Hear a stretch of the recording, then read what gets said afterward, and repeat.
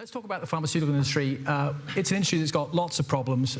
We think the number one challenge facing the industry is research and development productivity. Some of you here may have heard of an idea called Moore's Law. Moore's Law has led to decades of faster, better, and cheaper in pretty much every industry, but especially in the technology industry. Eroom's Law, and some of you may not have heard of that, Eroom is Moore's Law backwards. Eroom's Law has led to decades of better, slower, and a lot more expensive in pharmaceuticals.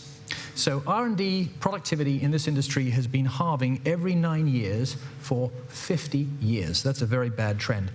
It now costs billions of dollars to develop a single new drug, and the result is pricing that is becoming completely unacceptable and very low access to new therapeutic products.